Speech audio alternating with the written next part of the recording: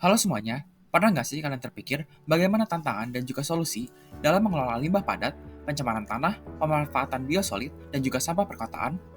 Kami dari kelompok 7 PBL2 akan mengupas tuntas masalah-masalah tersebut. Kelompok kami terdiri dari Kumalasari dari Wiwijaya, Syamsi Aji, Marcelin Moreta, dan saya sendiri dan Febrian Irawan. Kami akan membawakan beberapa studi kasus terkait dengan limbah padat. Kepo nggak sih kayak gimana studi kasusnya? Langsung aja kita mulai. Nah, untuk kasus pertama, di sini kita memiliki kota metropolitan dengan produksi sampah hingga 10.000 ton per harinya. Upaya daur ulang dan sistem transfer station masih belum optimal. Bagaimana sih kita menangani permasalahan ini? Sebelum kita mulai, kita perlu tahu terlebih dahulu berbagai cara dan metode-metode untuk mengolah limbah-limbah ini. Yang pertama yaitu adalah metode waste to energy. Waste to energy ini adalah pengolahan limbah menjadi energi yang terdapat 4 cara, yaitu pembakaran atau incineration, yang kedua gasifikasi, yang ketiga adalah fermentasi atau pengomposan, yang keempat adalah pyrolysis. Yang kedua, metode kedua itu adalah metode landfill, di mana pengolahan limbah dengan penguraian secara alami di dalam tanah. Untuk yang ketiga yaitu ada reduce, reuse, dan recycle atau 3R, di mana reduce yaitu mengurangi, reuse menggunakan kembali, dan recycle itu mendaur ulang. Nah, terus apa sih kekurangan dan kelebihannya dari metode-metode ini untuk kota metropolitan? Nah, untuk waste to energy, itu memiliki kelebihan dalam menangani sampah dalam jumlah yang besar, dan juga menghasilkan energi yang dapat digunakan lagi oleh masyarakat. Untuk kekurangannya, itu yang diperlukan dana yang besar, dan juga menghasilkan limbah gas dan limbah cair yang dapat mencemari lingkungan. Untuk metode landfill, itu memiliki kelebihan di mana ekonomi yang lebih terjangkau dikarenakan metode yang lebih simpel, dan juga menyimpan sampah dalam jangka waktu yang panjang. Tetapi memiliki kekurangan dalam kapasitas yang terbatas, diperlukan lahan yang luas, dan juga dapat mencemari tanah di sekitar jika tidak dikondisikan dengan baik. Terus yang ketiga yaitu metode reuse, reduce, dan recycle yang memiliki metode yang paling ekonomis dibandingkan dua lainnya, dan juga dapat dilaksanakan oleh masyarakat agar meningkatkan kesadaran untuk menjaga lingkungan. Untuk kekurangannya itu emang efektifnya itu sangat bergantung kepada partisipasi aktif masyarakat, dan juga limbah yang dapat diolah itu sangat terbatas. Nah, untuk, setelah mengetahui tipe-tipe itu dari metode pengolahan limbah, kita akan membahas kondisi dari sistem transfer limbah dari TPS menuju TPA yang masih kurang efisien. Tapi untuk mengetahui kekurangan-kekurangan ini, kita harus membandingkannya dengan kota metropolitan lain, seperti kota Jakarta. Nah, dalam kota Jakarta ini, pada tahun 2022 jumlah limbah mencapai 7.543,42 ton per harinya, menjadikannya penyumbang nomor satu di Indonesia.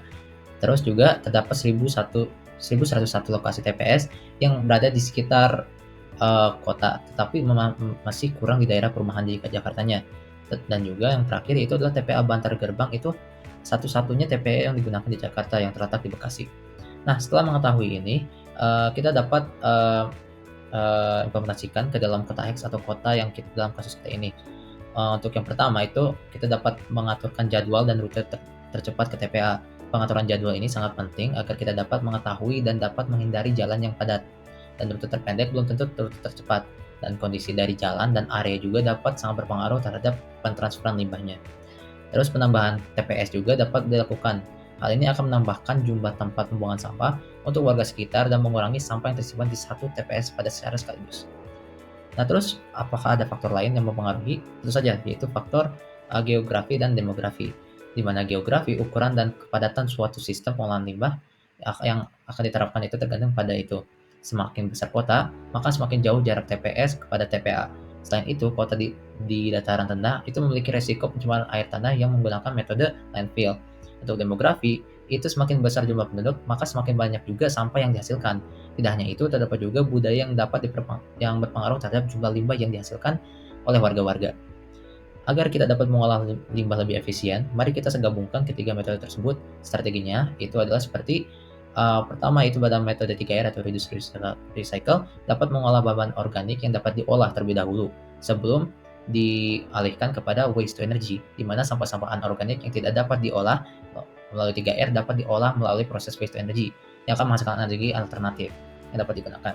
Terus untuk bagi limbah-limbah organik, kita dapat gunakan metode landfill yang tidak hanya dapat menyuburkan tanah, tapi dapat dengan yang baik, dan juga dapat diimplementasikan metode modern yang dapat menghindarkan reaksi kimia yang terjadi dan juga menghilangkan bau yang tidak sedap dari proses landfill ini. Nah, terus apa sih kesimpulannya?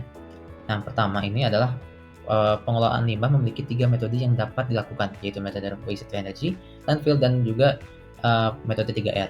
Yang kedua, yaitu adalah setiap metode memiliki keunggulan dan juga kerugiannya masing-masing di daerah tertentu.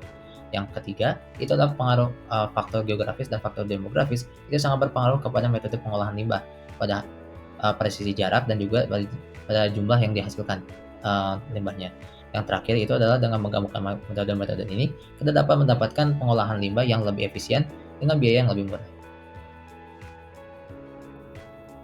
Oke, jadi kita akan masuk ke studi kasus nomor 2 nih. Kita akan membahas tentang pencemaran tanah akibat kebocoran tangki penyimpanan hidrokarbon aromatik polisiklik yang sudah menyebar ke dalam tanah sedalam 10 meter dan mencemari air tanah nih. Jadi harus digunakan bioremediasi in situ atau ex situ ya. Nah, sebelum kita mulai, kita bahas dulu si HAP atau hidrokarbon aromatik polisiklik ini. HAP dihasilkan akibat pembakaran tidak sempurna material organik yang menghasilkan polutan yang terakumulasi di media lingkungan nih. Nah, HAP ini terbentuk selama dekomposisi termal molekul organik dan juga rekombinasi lanjutan dalam pembakaran tidak sempurna pada suhu tinggi atau peleburan bahan organik pada suhu rendah dalam waktu yang lama. Nah, senyawa HAP terdiri dari lebih dari 2 cincin aromatik yang mengandung atom karbon dan juga hidrogen. Tetapi ada juga yang mengandung nitrogen, sulfur, dan juga oksigen. Nah, menurut Badan Perlindungan Lingkungan Amerika Serikat, terdapat 16 jenis HAP yang diidentifikasi nih sebagai polutan dengan potensi toksik yang tinggi. Contohnya ada di layar di depan. Nah, selain toksik, HAP ini juga bersifat karsinogenik, imunotoksik, kardiotoksik, dan juga mutagenik. Nah, HAP juga bersifat ekotoksik loh, yang berbahaya bagi flora dan fauna. Selain itu, HAP juga bisa terakumulasi di lingkungan karena sifatnya yang hidrofobik dan adsorptifnya. Nah, sumber utama dari HAP itu bisa berasal dari proses alami nih teman-teman, seperti letusan gunung berapi, kebakaran hutan, dan juga pembakaran material organik. Tetapi kontribusi terbesarnya tetap berasal dari aktivitas antropogenik seperti pembakaran tidak sempurna dari berbagai sektor industri dan gas, serta gas buang kendaraan yang juga berperan besar dalam meningkatkan kadar HAP itu sendiri. Jadi gimana ya solusinya? Nah, dalam kasus 2 ini, HP ini bisa didegradasi dengan biodegradasi yang dipengaruhi oleh faktor biotik dan juga abiotik. Nah, seperti yang ada di bagian di depan, mekanisme biodegradasi HP ini melibatkan mikroorganisme nih pada kondisi abiotik yang sesuai. Contohnya pada nilai pH yang sesuai, pada nutrisi yang sesuai, dan juga temperatur dan lain-lainnya. Nah, dari tadi juga udah disinggung kan ya tentang bioremediasi. Apa sih bioremediasi itu? Bioremediasi itu adalah proses penghancuran polutan dengan memanfaatkan nih kemampuan katalitik organisme untuk memperbaiki atau menghilangkan pencemaran lingkungan. Nah, bioremediasi ini lebih sifatnya hemat biaya dan juga ramah lingkungan gitu. Nah, jenis bioremediasi yang cocok untuk dilakukan pada studi kasus kedua ini adalah bioremediasi in situ. Kenapa? Karena kontaminasi dari HP itu kan udah menyerap ya ke dalam tanah sedalam 10 meter dan udah mulai mencemari air tanah. Sehingga bioremediasi in situ ini lebih cocok dilakukan daripada ex situ karena ia memanfaatkan mikroorganisme lokal untuk meremediasi langsung di tempat. Nah, pendekatannya bisa melalui metode bioaugmentasi, biostimulasi, fitoremediasi, vermiremediasi, dan lainnya. Yuk kita bahas satu-satu. Nah, jadi pada metode bioremediasi in situ, itu ada juga yang disebut dengan metode biostimulasi, di mana pada biostimulasi dilakukan penambahan nutrisi untuk mendukung pertumbuhan mikroorganisme lokal. Biostimulasi ini melibatkan adaptasi mikroorganisme terhadap polutan dengan memperkaya tanaman endemik yang bisa memilih strain mikroba yang efisien. Sementara fitoremediasi menggunakan tanaman untuk menghilangkan HAP melalui mekanisme fitoekstraksi, fitovolatilisi, dan fitodegradasi. Sedangkan rizoremediasi ini menggabungkan antara fitoremediasi dan bioaugmentasi di mana mikroorganisme rizosfer mendegradasi HP sementara tanaman menyediakan nutrisi untuk pertumbuhan mikroba. Nah, ada juga yang namanya vermiremediasi, yang dimana ia memanfaatkan cacing tanah dalam degradasi HP, sedangkan bioaugmentasi melibatkan penambahan mikroorganisme. Nah, bakteri yang digunakan dalam bioremediasi HP yaitu Pseudomonas aeruginosa melalui mekanisme ring fission. Selain itu ada juga beberapa bakteri gram positif dan negatif yang juga bisa mendegradasi HP dan sampai saat ini penelitiannya masih terus berlanjut. Nah, pencemaran industri dengan kandungan HP ini kan juga sering ya mengandung logam berat. Oleh karena itu penting ditemukannya bakteri ini yang bisa menguraikan HP sembari ia juga tahan terhadap logam. Nah, ada 2 bakteri yang ditemukan yaitu Serratia marcescens dan juga Bacillus subtilis. Nah, kasus bioremediasi ini pernah terjadi nih, misalnya di Bekasi dalam industri tekstilnya itu yang menggunakan fitur remediasi in situ. Adapun di Kalimantan, masalah limbah kelapa sawit itu juga bisa menggunakan biostimulasi in situ. Di lain tempat, di Balikpapan, pembersihan kebocoran lumpur minyak dilakukan metode bioaugmentasi, sehingga pendekatan-pendekatan dari metode bioremediasi in situ ini menjadi solusi yang efisien dan ramah lingkungan untuk mengatasi masalah kontaminasi HAP. Terima kasih. Selanjutnya, kita akan memasuki studi kasus 3 di mana terdapat konflik sosial dalam pemanfaatan biosolid untuk pertanian akibat penolakan dari para petani akibat khawatir akan kontaminasi logam berat dan juga patogen di dalam biosolid. Sebelumnya, kita harus mengenal apa itu biosolid. Biosolid merupakan limbah padat yang dihasilkan dari pengolahan air limbah industri dan air limbah rumah tangga. Berikut merupakan diagram penghasilan biosolid dan juga pemanfaatannya sebagai pupuk. Adapun komposisi dari biosolid dipengaruhi oleh umur, suhu, kelembapan lingkungan, serta proses dari pembentukan biosolid tersebut. Serta kandungan biosolid merupakan unsur hara yang dibutuhkan oleh tanaman seperti nitrogen, fosfor, kalium, sulfur, dan juga bahan organik lainnya. Pemanfaatan dari biosolid sendiri dapat kita manfaatkan sebagai pupuk. Namun, di dalam biosolid dapat terkandung bakteri patogen dan juga logam berat. Lantas, apa yang harus kita lakukan? Pertama-tama, kita harus melakukan penelitian untuk menguji kualitas dari biosolid tersebut, kemudian dilakukan ekstraksi asam basa dengan menggunakan pelarut asam seperti H3PO4 atau HNO3 ataupun pelarut basa seperti KOH atau NaOH, di mana pada prosesnya akan mematikan bakteri serta mengekstraksi logam berat dan meningkatkan unsur hara dari biosolid itu sendiri. Sesudahnya dilakukan pengujian kinerja dan diatur berdasarkan standar kualitas Amerika, yaitu lembaga EPA atau Environmental Protection Agency. Dalam pengolahan biosolid sendiri, kita mengenal adanya dua kelas dari biosolid yang diatur oleh EPA dalam 40 CFR Part 503, yaitu biosolid kelas A dan juga biosolid kelas B, di mana biosolid kelas A merupakan biosolid yang bebas patogen dan diperoleh melalui proses pemanasan maupun pasteurisasi. Sedangkan biosolid kelas B masih mengandung patogen meski dalam batas yang aman. Pada pengolahannya, yang pertama ada pengomposan, yaitu mengubah biosolid menjadi pupuk yang mengandung banyak zat hara. Kelebihannya adalah menghasilkan kompos, alternatif manajemen sampah, mengurangi produksi metana, dan kecepatan prosesnya dapat diatur dengan menggunakan bioaktivator. Namun, terdapat kekurangan dari pengomposan sendiri, yakni waktu yang digunakan relatif lama, tidak cocok untuk di kota, dan pengelolaannya harus layak. Selain itu, dapat menimbulkan bau yang mengganggu masyarakat sekitar dan membutuhkan lahan yang cukup luas. Pengolahan yang kedua adalah insinerasi atau proses pembakaran pada suhu tinggi dan memerlukan sistem kontrol emisi. Nah, kekurangan dari proses ini adalah pada proses pembakarannya dapat dikeluarkan gas yang berbahaya ke udara, dan akibat suhunya yang tinggi membutuhkan energi dan juga biaya yang cukup besar. Yang ketiga adalah land application, di mana di sini biosolid digunakan untuk tempat publik dan juga non-publik, seperti lapangan golf, tempat publik non-publik seperti lahan agrikultur, hutan, dan situs reklamasi. Nah, kelebihannya adalah menjadi sumber zat hara yang baik, menggantikan conventional fertilizer yang mempunyai kerugian yakni karbon intensif, dan relatif lebih hemat, serta land application ini mengisi lahan tambang dengan biosolid supaya lahan tambang tersebut dapat ditanami kembali dengan tanaman-tanaman. Namun, terdapat kekurangan dari land application sendiri, yakni ketidakseimbangan nutrien tanah dan juga penolakan dari masyarakat. Untuk pengolahan yang terakhir adalah disposal. Kelebihan dari proses ini adalah cara-cara yang digunakan relatif sederhana, namun terdapat kekurangan yakni tidak menambahkan nilai tambah secara ekonomi pada biosolid, dapat menimbulkan masalah lingkungan, serta berkemungkinan untuk mengganggu hasil tanam petani dan juga hewan-hewan. Nah, pengolahan-pengolahan ini diatur oleh regulasi yang berbeda-beda tergantung negaranya.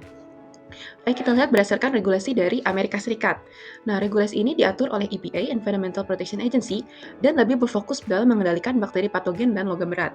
Sedangkan untuk negara-negara Eropa, lebih kepada penetapan batas nasional dari keberadaan PFAS di dalam tanah. PFAS ini adalah bakteri patogen yang terdapat dalam biosolid.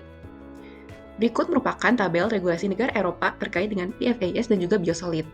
Selanjutnya, untuk negara Jepang, regulasinya akan berbeda karena pada negara ini jumlah PFAS-nya tinggi dan kebijakannya ditetapkan untuk insinerasi limbah padat yang telah terkontaminasi. Pemanfaatan biosolid ini meningkat hingga 60% dalam beberapa tahun terakhir ini. Mengapa jumlah PFAS Jepang tinggi? Karena Jepang adalah produsen kertas terbesar ketiga di dunia dan produksi dari kertas ini menghasilkan kontaminasi PFAS dalam air limbah. Selanjutnya, bagaimana cara kita mengetahui bahwa biosolid merupakan pupuk yang aman bagi manusia? Caranya adalah melihat kelasnya. Jika itu kelas A, maka tidak mempunyai kandungan patogen di dalamnya, sehingga relatif aman bagi manusia. Selain itu, kita juga dapat mengacu pada standar kualitas EPA yang diatur berdasarkan tabel berikut, sehingga jumlah konsentrasi dari logam berat dan juga bakteri patogen tidak boleh melebihi batas maksimal. Untuk strategi penerimaan masyarakat sendiri, berdasarkan kekhawatiran partner lokal dan juga kurangnya edukasi masyarakat, kita dapat melakukan penyuluhan oleh public figure dan disertai dengan pembuktian dengan sertifikasi bahwa biosolid itu bebas dari patogen dan juga logam berat. Selain itu, dilakukan pengujian dan pemantauan supaya biosolid yang digunakan terus memenuhi kualitas yang dianjurkan. Sehingga kesimpulannya, biosolid mempunyai potensi yang besar untuk pemanfaatannya sebagai pupuk. Selain itu, insinerasi dan pembuangan ke laut harus disesuaikan dengan regulasi di negara tersebut atau menggunakan alternatif yang lebih baik seperti land application. Nah, keberhasilan dari penggunaan strategi biosolid ini bergantung pada penerimaan masyarakat sendiri. Dan penerimaan masyarakat ini diperoleh dengan edukasi, penyuluhan, dan sertifikasi bahwa biosolid yang digunakan aman dan bebas.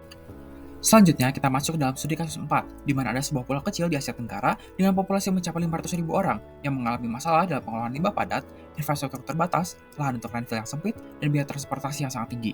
Upaya daur ulang masih sangat minim karena kurangnya kesadaran masyarakat. Pemerintah juga sudah mempertimbangkan penerapan composting 3R dan insinerator kecil, tetapi masih menghadapi tantangan teknis dan ekonomi. Bagaimana kondisi geografis dapat mempengaruhi metode pengelolaan sampah, terutama di pulau ini? Yang pertama adalah keterbatasan lahan. Dengan keterbatasan lahan yang ada, maka sangat tidak dimungkinkan untuk membangun TPA dan juga landfill. Maka lebih baik sampah langsung diolah ataupun didistribusikan ke tempat yang lain. Namun masalahnya ada yang kedua, biaya transportasi sangat minim. Sampah ini tidak bisa didistribusikan ke tempat yang lebih jauh, sehingga lebih baik langsung diolah di tempat. Dan yang ketiga adalah kepadatan penduduk. Dengan padatnya penduduk, maka volume sampah sangat besar dan juga beresiko untuk menumpuk jika tidak langsung diolah. Jadi solusinya apa? Solusinya adalah dengan mengurangi dan mengolah sampah secara langsung di tempat di pulau tersebut dengan cara composting, 3R, dan insinerator. Hal ini terjadi secara nyata di Bali, di mana Bali menyumbang hingga 4.281 ton sampah per tahun menjadi penyumbang terbesar ke-8 di Indonesia. Bali sudah memiliki TPA Usung sebagai TPA terbesarnya, namun masih menyebabkan penumpukan bau busuk dan ancaman kesehatan. Jadi solusinya efisien, hanyalah composting, TPS 3R, dan insinerator. Selanjutnya adalah waste to energy, di mana sampah dapat diubah menjadi energi. Dengan apa? Dengan insinerator. Hal ini sudah solutif karena dapat mengatasi sampah, di mana pengolahan sampah yang bervolume kecil dapat teratasi dengan penggunaan insinerator yang dapat meminimalisasi penumpukan overcapacity dan pemborosan energi akibat sampah. Dan juga insinerator ini mengubah sampah menjadi listrik dengan proses pembakaran, sehingga listrik yang dihasilkan dapat dimanfaatkan untuk kebutuhan penduduk. Namun tantangan yang dihasilkan adalah biaya yang tinggi, di mana insinerator ini masih solutif untuk skala rumahan, tetapi untuk skala yang besar tidak bisa karena biayanya yang sangat mahal. Dan yang kedua adalah menghasilkan masalah baru, yaitu polusi udara, di mana pembakaran dari insinerator ini masih kurang efisien, menghasilkan produk samping berupa karbon monoksida, karbon dioksida, dan gas beracun lainnya, yang dapat menimbulkan masalah baru polusi udara. Insinerator kecil ini sudah digunakan di Tabanan, Bali, di mana masyarakat Tabanan, Bali sudah menggunakan insinerator kecil untuk sampah rumahan dengan insinerator berkapasitas 0,5 ton per jam, yang sudah bisa mengatasi masalah-masalah sampah di rumah sekitar. Namun, tantangannya adalah efisiensi alatnya masih kurang, di mana masih menimbulkan asap sehingga pembakarannya belum sempurna. Jika diinginkan alat yang lebih baik, maka harus bekerja sama dengan profesional yang didukung dengan BUMDes dan juga Bukda untuk memberikan alat yang lebih bagus yang tentunya lebih mahal. Kemudian, untuk meningkatkan partisipasi masyarakat dalam program 3R, ada 4 cara. Yang pertama, edukasi untuk menyebarluaskan bagaimana pentingnya 3R dan dampak negatif apabila sampah tidak dikelola. Hal ini bisa direalisasikan dengan bekerja sama dengan sekolah, komunitas, dan media massa. Yang kedua adalah pemberian insentif dan penghargaan kepada individu atau kelompok yang berhasil mengurangi limbah dan juga berpartisipasi aktif dalam proses 3R. Kemudian yang ketiga adalah dukungan fasilitas dengan mempermudah penyediaan tempat pengumpulan yang strategis untuk mempermudah masyarakat. Dan yang keempat adalah membentuk kelompok koalisi, di mana ada tim sukarelawan yang dapat mengumpulkan sampah, melakukan 3R, dan dapat menukar barang bekas. Hal ini sudah dilakukan dan dilaksanakan secara nyata di Denpasar, Bali, di mana TPS terbesar, yaitu TPS Suwung yang tadi sudah dijelaskan, ditutup dan kemudian diganti dengan TPS 3R di Mertasari yang letaknya jauh dari kota. Tapi tantangannya, TPS Mertasari ini belum optimal karena empati masyarakatnya masih kurang, dan volume sampah terlalu besar serta fasilitasnya masih kurang. Jadi solusinya adalah dengan meningkatkan kesadaran masyarakat, contohnya dengan edukasi dan pemberian insentif. Terakhir adalah model kombinasi teknologi, di mana pemilahan sampah harus dilakukan, kemudian kombinasikan dengan ketiga teknologi yang sudah dijelaskan tadi. Pemilihan sampah yang pertama adalah sampah organik, di mana sampah organik diproses dengan metode composting, yaitu sampah organik dikompos, kemudian hasil komposnya dimanfaatkan untuk pertanian dan perkebunan masyarakat sekitar. Yang kedua adalah sampah anorganik, yang akan diolah dengan metode 3R, reuse, recycle, dan reduce. Di mana sampah ini didaur ulang, kemudian menjadi barang yang lebih berguna. Barang-barang ini dapat dimanfaatkan untuk kebutuhan sehari-hari ataupun dijual untuk mendapatkan uang. Kemudian yang terakhir adalah residu, di mana sampah-sampah ini sudah tidak bisa dikompos atau tidak bisa diproses dengan 3R. Sehingga residu ini dapat menempuh proses insinerator, di mana sampah residu ini dibakar menjadi energi listriknya, di mana energi listriknya digunakan untuk kebutuhan masyarakat sekitar. Jadi kesimpulannya, untuk studi kasus 4 adalah yang pertama, kondisi geologi dan demografi ini sangat mempengaruhi metode pengolahan sampah. Dengan kondisi pulau yang padat penduduk, lahan terbatas dan biaya yang minim, maka pengolahan yang paling baik adalah composting, 3R, dan insinerator. Yang kedua, penggunaan insinerator ini adalah alat waste to energy yang sudah solutif untuk masalah kecil, namun perlu biaya yang sangat besar untuk skala yang lebih besar. Yang ketiga, peningkatan partisipasi masyarakat ini dapat dilakukan dengan program edukasi, pemberlakuan insentif dan penghargaan, peningkatan fasilitas, dukungan komunitas, dan penerapan peraturan yang ketat. Dan yang keempat, moda kombinasi dapat dilakukan dengan cara composting untuk sampah organik, 3R untuk sampah anorganik, dan insinerator untuk sampah residu, yang tentunya ketiga proses ini menghasilkan manfaat bagi masyarakat sekitar. Sekian dari kelompok kami dan terima kasih.